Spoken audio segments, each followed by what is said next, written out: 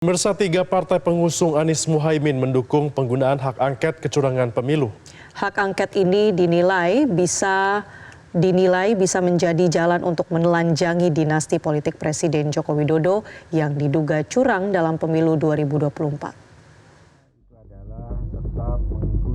3 partai koalisi perubahan yakni Partai Nasdem, Partai Keadilan Sejahtera, dan Partai Kebangkitan Bangsa menyatakan keseriusannya soal rencana penggunaan hak angket anggota DPR untuk menginvestigasi kecurangan pemilu 2024. Meski begitu, ketiganya belum berkomunikasi dengan PDI Perjuangan yang pertama kali menggulirkan rencana hak angket pemilu curang.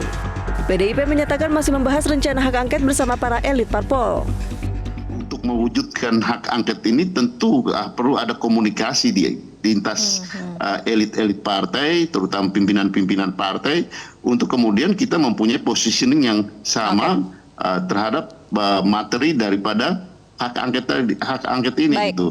Jadi ini adalah hal yang sangat biasa gitu di dalam fungsi pengawasan daripada DPR yang diatur oleh konstitusi, diatur oleh Undang-Undang Dasar, dan juga di dalam Undang-Undang MD 3 nomor 17 tahun 2014 itu diatur untuk kemudian ya kalau dibutuhkan dilaksanakan. Dan hari-hari ini kan kita tahu gitu bagaimana pelaksanaan dari pemilu ini, baik proses sebelumnya, pada hari H, dan pasca pemilu yang belum selesai ini gitu.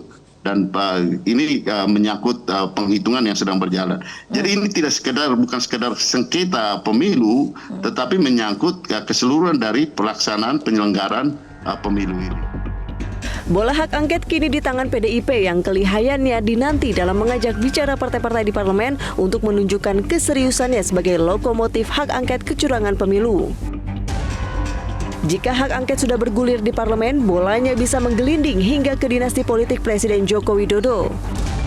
Jadi jangan pernah mengatakan Jokowi seolah-olah tenang, enggak. Dia mengkonsumsi obat tenang.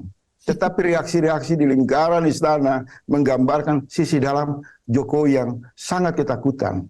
Kalau itu istrinya bisa dipanggil, Gibran bisa dipanggil, Kaisang bisa dipanggil, adik iparnya bisa dipanggil, Bobi bisa dipanggil, dan hampir dipastikan semua komposisi inti dari keluarga dinasti politik Jokowi terlibat dalam cawe-cawe politik di pemilu ini.